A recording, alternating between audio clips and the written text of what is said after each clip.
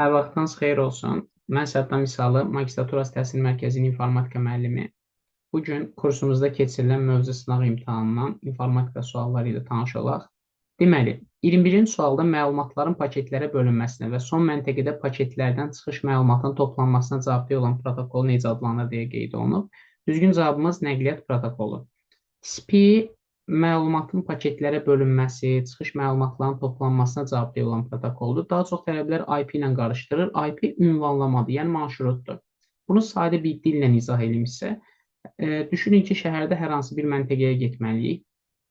Məntəqəni tanımırıq. Bizə lazımdır hər hansı bir proqram, məsələn Waze proqramı. Waze proqramı bizə daha rahat yolu, daha sürətli yolu, tez çatacağımız yolu göstərir. Bir də bizə lazımdır getmək üçün nəqliyyat vasitəsi. Burada həmin Waze proqramı bizim üçün olur IP, çünki ünvanı göstərmiş olur. Həmin nəqliyyat vasitəsi bizim ora çatmağımızı təmin eləyir, sağ-salamat və ya ümumiyyətlə aparmağını təmin eləyir. Bu da bizim üçün olur TCP. Yəni IP bir ünvan göstərəndir, bir dispetcherdir. TCP isə o nəqliyyat vasitəsi, nəqliyyat idarə edən şəxs, yəni bizim ora çatmağımızı təmin eləyəndir.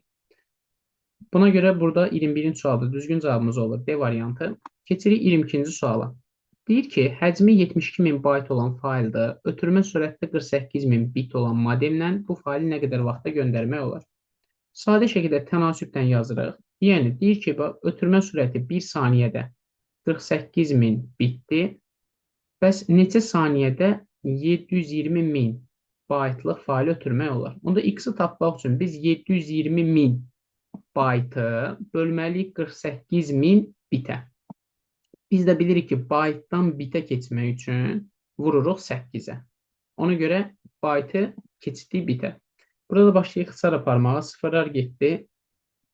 8-dən 48, 6, 720-ni də 6-ya böləndə olur 120. Düzgün cavabımız olur B variantı. Növbəti, 23-cü sual. NTFS fail sistemi haqqında yanlış olanları soruşur bizdən, doğru olmayanlar. NTFS nədir? New Texnology File System. Ümumiyyətlə, əməliyyat sistemində fail sistemləri, bu FAT16, 32 NTFS deyirik. Burada susmaya görə klass deyən ölçüsü 4 kilobaytdır. Bu doğru fikirdir. Yalnız flash kartlar istifadə olunub, bu səhvdir. Ümumiyyətlə, belə bir şey yadda saxlaya bilərsiniz ki, yalnızdan olan ifadələrin əksəriyyəti demək olar ki, səhv olur. Fayllar haqqında məlumatlar MFT dediyi Master File Table cədvəllərində saxlayır. Bu düzdür, NTFS-yə aiddir. Şifrələmə sistemi var, düzdür.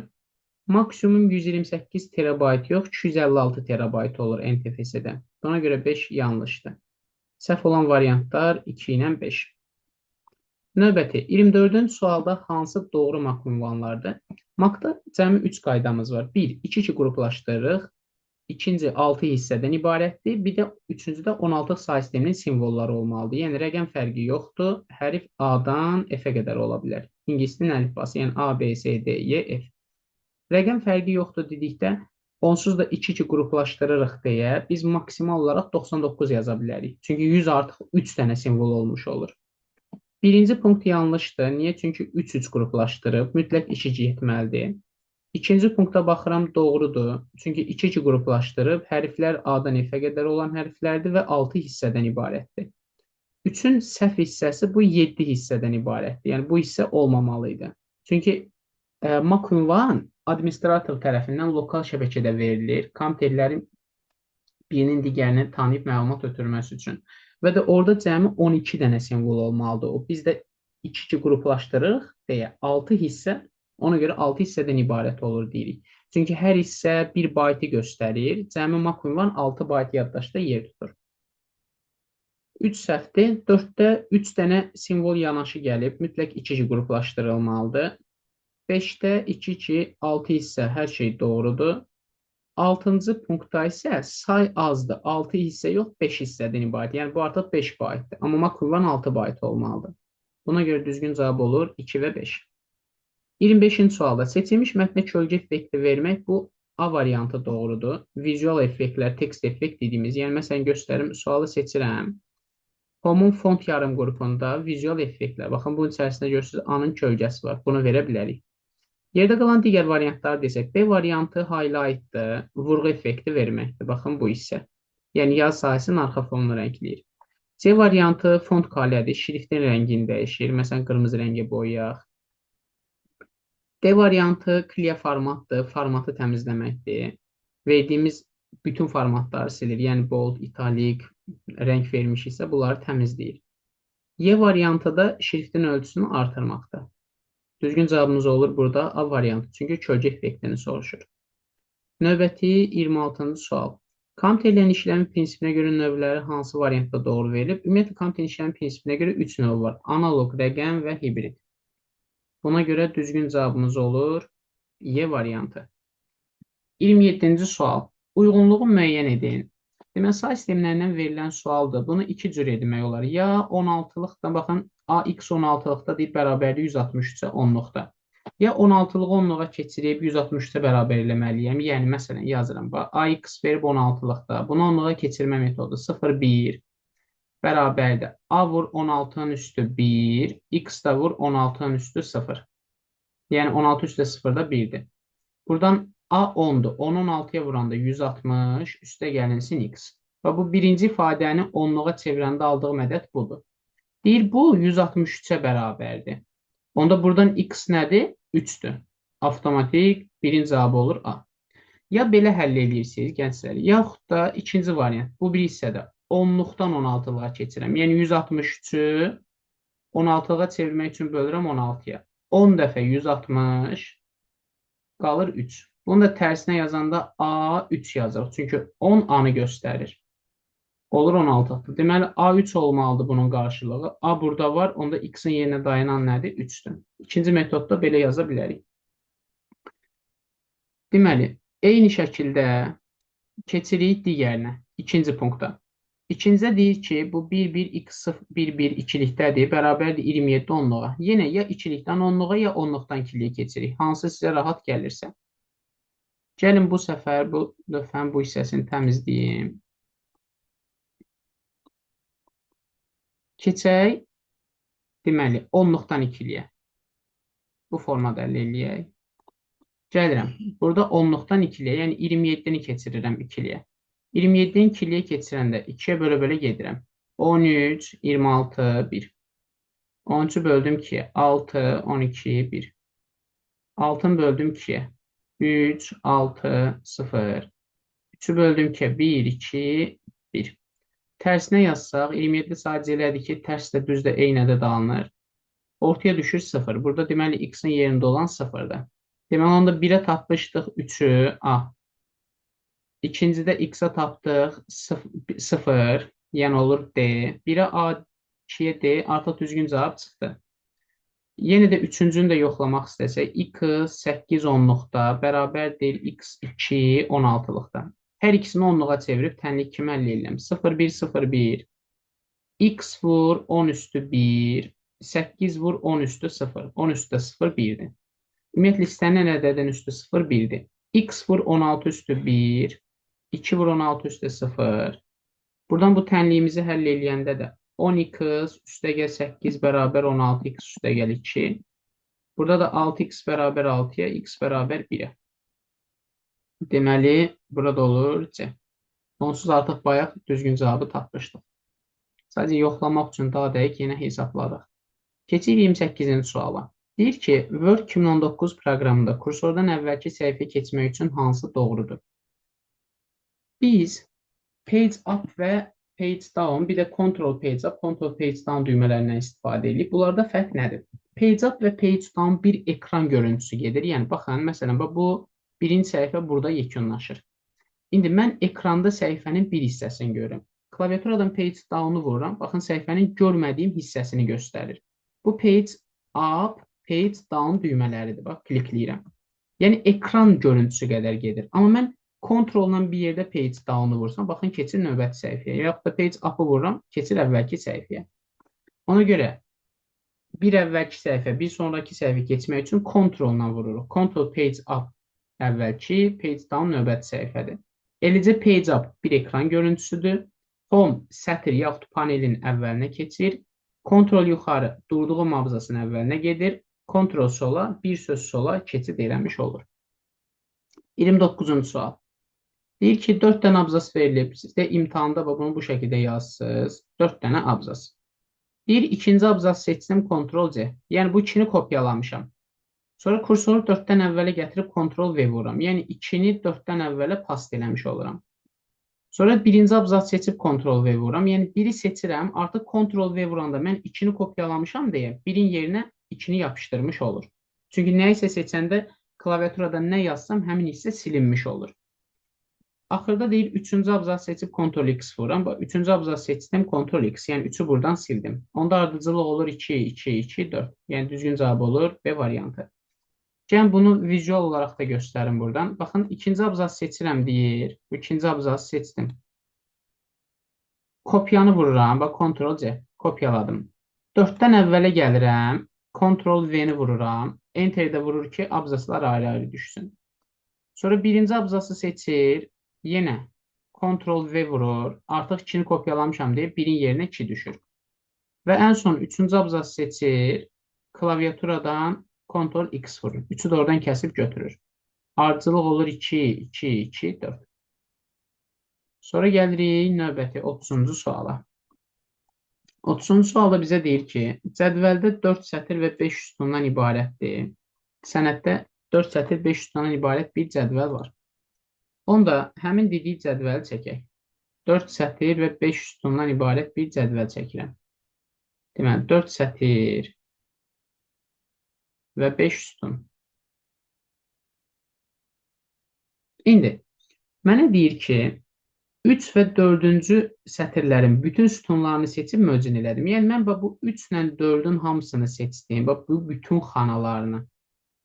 Yəni, bütövlükdə sətri seçib möcün elədim. Demək, bunların hamısını birləşdirdim, bir böyük xana düzəltdim.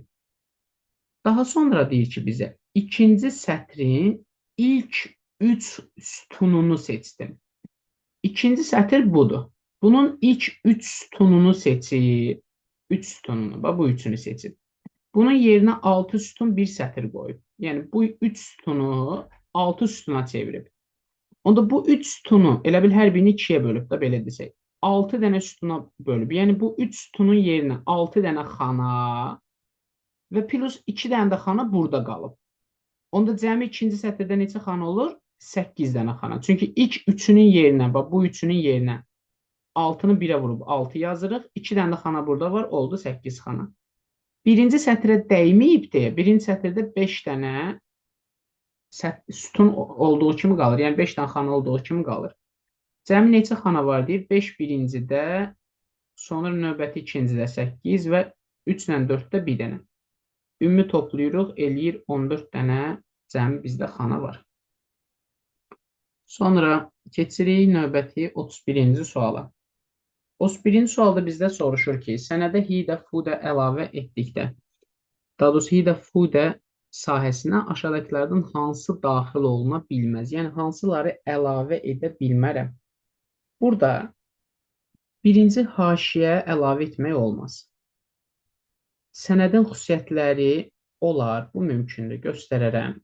Şərhlər hissəsini əlavə etmək olmaz, komment hissəsi yoxdur orada. Cari tarix zamanı əlavə etmək mümkündür. Sənədin bölmə nömrələri olmaz, şəkillər əlavə etmək olar. Ümumiyyətlə, orada əlavə olunan hissədə hidə fudədə 5 punkt açılır. Sənəddən, bunu gəlin klikliyim göstərim. Bu hidə fudəyə gəlirəm. Bu hidə fudə alət tabında insert bölməsi var. Baxın, burada 5-li bir hissə açılır. Bunu biz 4 kimi yadda saxlayıq. Çünki kompüterdən şəkil yaxud da onlayn şəkil, elə picture kimi yadımızda qalsın. Burada vaxt tarix əlavə edə bilərəm headingə. Və yaxud da sənəd məlumatları yerləşdirə bilərəm, tez-tez istifadə olunan hissələri və şəkli əlavə etmək olar. Bundan əlavə, biz headingdə səhifə nömrəsini də göstərə bilərik. Yəni, burada olan variantlardan sənəd xüsusiyyətləri var idi, sənəd məlumatları dedik, vaxt tarix məlumatlarını yerləşdirmək olar və şəkli yerləşdirmək olar. Bir də quick part dedik, tez-tez istifadə olunan hissələr. Yəni, bir haşiyə yox idi, 3 şərhlər yox idi. Çünki, məsələn, gəlin göstərin, baxın. Headingə gəlirəm. Headingə kliklə headingə keçsin. Bir saniyə. Yaxud da footer və yaxud da headingə. Gəldim bu alət tabına. Burada, bu hissədə, məsələn, mən insertə klikləsəm, Görürsünüz, comment hissəsi passivdir. Yəni headingə comment yerləşdirmək mümkün deyil. Belə. Yəni digər əmrlər passiv olur, həmin hissəyə əlavə olunanlar. Sonra gəlirik nəyə? 32-ci suala. Aşağıdakılardan hansı milli domen deyil?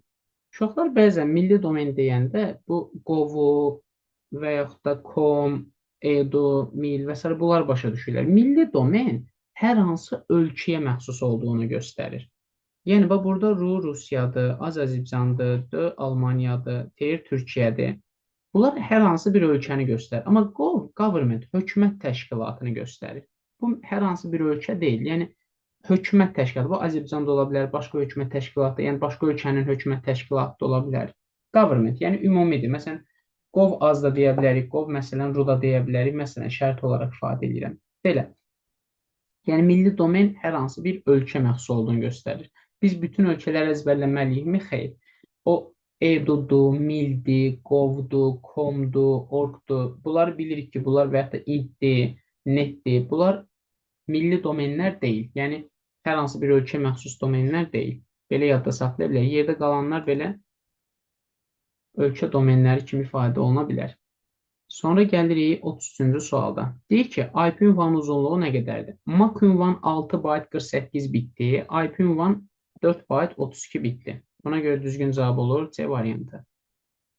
34-də alqoritm fraqmentinin icrası nəticəsində x-in qiymətini soruşur. Çubuğumuzu çəkirik. X, y. X-i verib 1, y-i verib 4. Deyir, x y-dən kiçikdirmi? 1 4-dən kiçikdirmi? Hə, düşürəm aşağı. Deyir, y-in üstünə, yəni bax, y 4-dür. 4-ün üstünə x-dan y-in hasilini gəl. Yəni 1 ilə 4-ün hasilini gəl və x-a yaz qiyməti. Cavab 8 eləyir. X-a yazdım 8. Y-in üstə 5 gəlir. 4-ün üstə 5 gəlirəm, olur 9. Sonra növbəti, yenə oxla gəlirəm, yenə. X y-dən kiçikdirmi? 8 9-dan kiçikdirmi? Yenə hə, yenə düşürəm aşağı. Yenə y-in üstünə, y bu səfər 9-dur. X-dan y-in hasilini gəlirəm, yəni 8 dəfə 9-u gəlirəm. Bu da eləyir 81. Deməli, x oldu 81, sonra y-in üstünə 5 gəlirəm, elədi 14. Oxla qayıdıram geri. X y-dən kiçikdirmi? 81 14-dən kiçikdirmi? Xeyr, yox. Çıxdım yoxa. X-in son qiymətini soruşur. Düzgün cavabımız olur 81. Növbəti. Bir raster qrafikası çevrilməsində yalnız rəng palitrası dəyişdirilmişdir. Nəticədə failin həcmi 2 dəfə azalıb. Hesablayaq.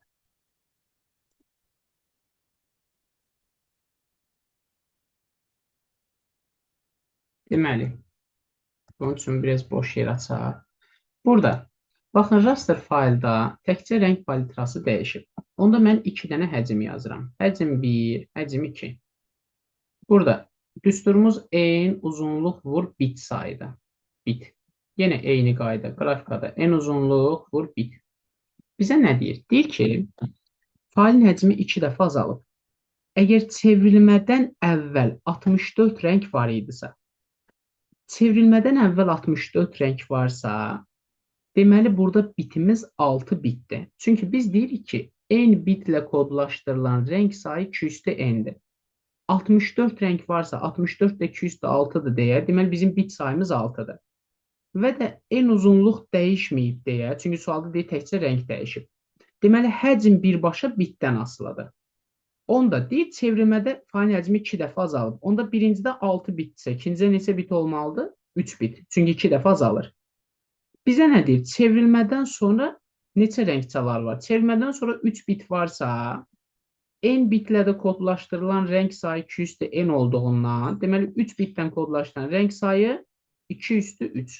Yəni olur 8. Düzgün cavabımız olur D variantı. Növbəti. 36-cı sualda. Deyir, Word-də aşağıdakı mətn yığılıb. Buna əsasən cədvəlin ikinci sütununu müəyyən edin. Burada da yazıb arici simvol nöqtə vergül. Burada qeyd olunan bu insert table, table'dan convert. Bu insertin içində table budur. Convert text to table. Yəni, bunu bütövlükdə cədvələ çevirmək üçündür. İndi bunu failin üzərindən çevirərəm. Sadəcə imtahanda bunu yazanda necə yazırıq? Nöqtə vergüllərlə ayrılıbsa, deməli cədvəlin sütunları nöqtə vergüllərdən keçir. Yəni, birinci nöqtə vergülə qədər birinci sütun olmuş olur. Baxın, birinci nöqtə vergülə qədər nədir burada? Şəhər, Aşağıda Şəmkir, sonra Kalguli və Kyoto. Bu birinci sütundur. İndi ikinci sütun ikinci nöqtə vergülə qədər. Ölkə, Azərbaycan, Almanya və növbəti burada Kalgurlidən sonra iki dənə nöqtə vergül var. Birini xəttləmişik, biri durur. Onda bunun ikincisini çəkirəm. Bu nəyə göstərir avtomatik? Boşluq olduğunu. Yenilə bir baxın. Şəhər nöqtə vergül, ölkə nöqtə vergül, məsələn qitə. Aşağıda Şəmkir nöqtə vergül, Azərbaycan nöqtə vergül, Asiya. Sonra məsələn birbaşa ilə Kalugin yazıram. Kalugin nöqtə vergül, bir dənə nöqtə vergül qoyursa, o demək ki, bunun arasında bir dənə boşluq var. Çünki iki nöqtə vergül yanaşı gedir. Buna görə ən axırıncıda Yaponiya. Deməli, ikinci sütunu artıq tapdıq. Ölkə, Azərbaycan, Almaniya, boşluq, Yaponiya. Ölkə, Azərbaycan, Almaniya, boşluq, Yaponiya. Yəni, düzgün cavabımız olur bizim C variantı. İndi gəlin bu sualı cədvələ çevirək. Görək, həqiqətən düzgünmü tapmışıq. Insertdə table-dan convert text to table seçirəm. Ayrıcıda nöqtə vergül. Baxın, çevirdim. Deməli, ölkə, Azərbaycan, Almaniya və Kalugi. Deməli, bu hissədə bir dənə boşluğumuz var. Niyə boşluq var? Çünki Kalugi ilə Avstraliya belə deyək də, arasında iki dənə nöqtə vergül vermişdi deyə. Bir də yəni, buna baxın. Arasında iki nöqtə vergül var deyə burada bir boşluq olur. Sonra 37-də deyir, müxtəlif protokollarla işləyən bir neçə lokal şəbəkə arasında mübadiləni təmin edən qurğu, bu bizdə gateway və yaxud da digər adı şlüz ifadə edirik. Olur düzgün cavab A variantı. Bunu uşaqlar daha çox router ilə qarışdırırlar, yəni marşrutlama ilə. Düzdür, variantda yoxdur. Fərq nədədir? Router müxtəlif topologiyalı və müxtəlif protokollu şəbəkəni birləşdirir. Gateway-də isə müxtəlif protokollu şəbəkələri birləşdirir. Yəni, məsələn, router qoyulur işin topologiyasından tutan, ulduz topologiyasının arasında. Yəni, müxtəlif topologiya və protokollu şəbəkəni birləşdirmiş olur. Mütləq belə deyək də, routerdə topologiya anlayışı verir, lokal şəbəkənin təriflərində. Düzdür, router daha geniş anlayışdır. Məsələn, modem əvəzinə də işlənə bilər. Ev telefonundan internet gəlirsə, deyirik ki, modemdir. Əgər birbaşa optikdən gəlirsə, router. Belə, növbəti baxırıq. Deməli, 38-ci sualımıza. 38-ci sualda aşağı endirək. Deyir ki, mətn redaktorunda köçürmə əməliyyatının yerinə yetirməsindən əvvəl zəruridir. Yəni, bizdən soruşur ki, biz nə isə köçürmək istəyirik. Məsələn, bu 39-cu sualı köçürmək istəyirəm. Deməli, bu 39-cu sualı köçürmək üçün hal-hazırda mən nə etdim refleks olaraq? Bunu seçdim. Çünki biz nə isə köçürmək istəyiriksə, həmin fraqmenti seçməliyik ki, kat vuraq, copy vuraq, yoxsa seçmədən counter bilə bilməz ki, mən hansı hissəni köçürmək ya da kat eləmək istəyirəm. Buna görə də hər hansı bir əməliyyatı yerinə yetirməzdən əvvəl, istər köçürmə olsun, istər yer dəyişmə olsun, mütləq mətn fraqmentini seçmək lazımdır. Buna görə düzgün cavabımız olur B variantı. Növbəti 39-da. FTD şəbəkəsində ötürmə mühiti hansı kabeldən istifadə edilir? Lokal şəbəkənin texnologiyalarında deyirik Ethernet, Token Ring, FTDI, ACNet, 100VG, NLAN. Orada da ən çox suallara Ethernet düşür. Ethernetdə koaksial kabeldən istifadə olunur. Yəni, bu koaksial Ethernet və ya da fast Ethernet. FTD-də isə optik lifli kabeldən istifadə olunur. Məsələn, Token Ringdə burulmuş cütdən istifadə olunur. Buna görə burada olur D variantı. Növbəti 40-cı sual. Qrafik redaktorlara aid deyil. Baxıram, A da proqramlaşdırma dilidir. Elə A variantından çıxdı.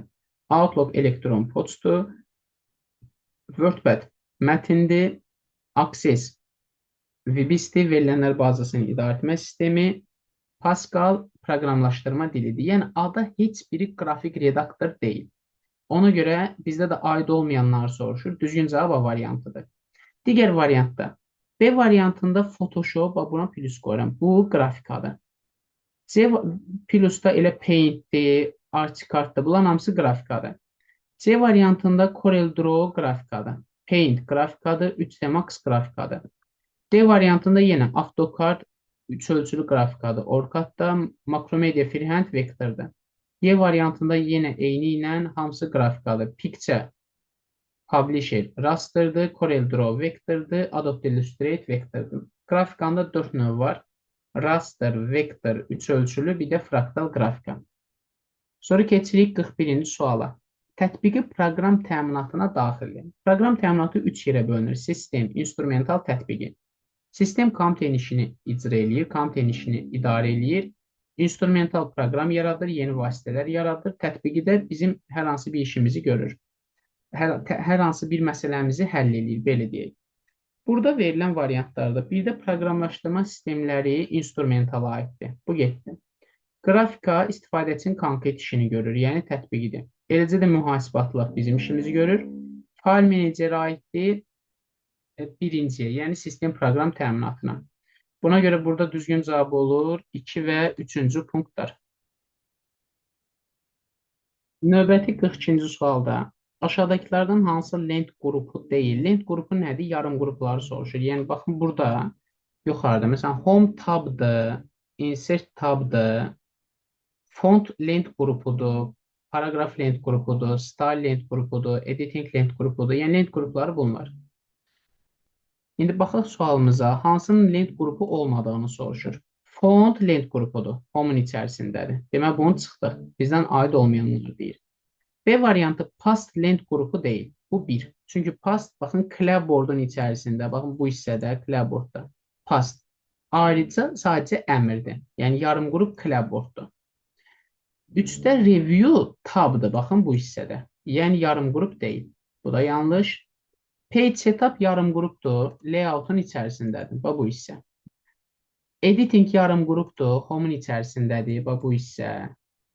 Növbəti bookmark insertdə link yarım qrupun içində bir əmrdir. Əlfəcin yerləşdirmək. Yarım qrupun adı linkdir. Deməli, bookmark da yarım qrup deyil. Footnote referensdə olan bir yarım qrupdur.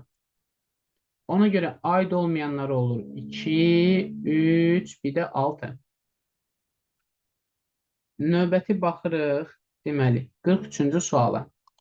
43-də nədir? 4 üstü 7, 16-lıq ədədi 16 say sistemindəki təsvirinin ilk rəqəmi ilə bu ədədin 1, 0, 1, 1, ikilik cəmini tapın və nəticəni onluqda yazın. Yazaq. Demək, bu sualı rahat şəkildə necə həll edə bilərik?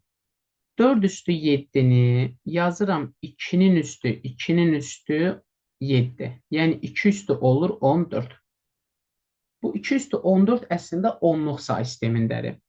Ədəd əslində böyük deyil. 2 üstü 14, 16384-dir. Yəni, bunu 16-ya da belə gedə bilərəm. 16 say sistemində soruşur deyə. Bunun bir neçə yol var əslində. Biraz daha rahat yol budur ki, düşünürəm ki, bu 16 2 üstü 4-dür deyə, bu 14-ü bölürəm 4-ə. Burada da qalır 3 və də 2 qalıqda. Çünki 3 dəfə tam bölünür, 14-ü 4-ü çavuranda 12, 2 də qalıqda qalır. Bu 3 sıfırların sayını göstərir. Yəni 3 dənə sıfır var. 2-ni də 2 üstündə yazırıq. Yəni bu 2-nin üstü 2, elədir 4. Oldu 16-lıqdır. Deməli, bu 4 üstü 7, yəni 2 üstü 14 ədədini 16-lığa çevirəndə alınan ədəd budur. Bax, 4, 3 dənə 0, 16-lıq say sistemində. Və yaxud da bunun digər bir yolunu izah edeyim sizə. Deməli, 2 üstü 14 ədəddir. Bunu 16-lığa bölmək istəyirsiniz. Yəni, sadə şəkildə belə qollu bölməni bölsüz 16-ya. 16 da nədir? 2 üstü 4-dür. Əgər bu forma çətin gəlirsə. Bunu onda 2 üstü 4-ə böləndə biz bilirik ki, böləndə üstlər çıxılır. 14-dən 4 çıxanda 10 qalır burada. Yəni, 2 üstü 10-u 2 üstü 4-ə vuranda 2 üstü 14 eləyir. Bura bir dənə 0. Bu 0-ı qeyd elədim. 2 üstü 10-u yenə 2 üstü 4-ə bölürəm. 2 üstü 6, yenə burada 2 üstü 10, qalır 0. Bu ikinci 0. 2 üstü 6-nı yenə 2 üstü 4-ə bölürəm. 2 üstü 2, 2 üstü 6, 0. Burada da qaldı sonuncu 2 üstü 2. Onda bunun tərsinə yazanda olur 2 üstü 2, 4-dür, 3 dənə də 0. Baxın, eyni rəqəm alındı. Bu da eynidir, bu da eynidir. Deməli, bu 4 üstü 7-ni 16-lığa çevirəndə birinci ədəd 4 ilə başlayır. Bu da deyir ki, bu təsvirin ilk rəqəmi ilə, yəni 4 ilə, 4-ü qeyd edirəm bura, yadımda qalsın. Digər verib ki, 1, 0, 1, 1 ikili ədədinin cəmini tap. Onda bunu da onluq sayı sisteminə keçirəm. Üzərinə 0, 1, 2, 3 yazıram. 1 vur 2 üstü 3, 8. Sıfıra vuranda onsuz da itir. 1 vur 2 üstü 1, 2. 1 vur 2 üstü 0 da 1. Bu da elədi 11. Yekun bizdən bu ikisinin cəmini soruşur. Onda 4-dən 11-in cəmi elədi 15. Belə. Sonra keçirik 44-cü suala. Çap zamanı bir səhifə üzərində maksimum neçə səhifə yerləşdirilə bilər? Word proqramında çap zamanı bir üzdə maksimum 16 səhifə yerləşdirə bilər. Printən, gəlirəm failin print hissəsinə. Baxın burada. Şpaqalka kimi yadda saxlayır uşaqlar əksərən. Bir üzdə maksimum 16 səhifə yerləşdirmək olar. Word-də 16-dır, PowerPoint proqramında 9-dur. Buna görə 44-də cavab olur 16. Və sonuncu 45-ci suala keçirik. 45-də uyğunluğu müəyyənləşdirin deyir. Portlar verib bizə LPT, VGA və PS2 portları. Deməli, LPT portu paralel portdur. Bura printer və skanner qoşulur. Skanner. VGA portu görüntü ötürmək üçündür. Bura biz monitor yaxud proyektor qoşa bilərik. Proyektor. PS2 portu mausu yaxud klaviaturanı qoşmaq üçün istifadə olunurdu əvvəllər. Klaviatura. Hazırda demək olar ki, USB-yə qoşulur əksər qurğular. İndi uyğunlaşdıraq. Modem deyil qoşulur. Modem qoşulduğu port ya COM port olmalıdır, yaxud da hal-hazırda qoşulur LAN portuna, yəni RJ45-ə. Bu variantlarda yox, yəni bu yuxarıda 3 sənəsində yox. Deməli, A heç birinə aid deyil. Burada 1, 2, 3 deyə işarə edirəm. 2-də mouse PS2-yə qoşulur. Onda B aiddir 3-cüyə. C-də monitor VG-yə qoşulur, yəni 2-ciyə. Printer LPT-yə qoşulur, yəni 1-ciyə.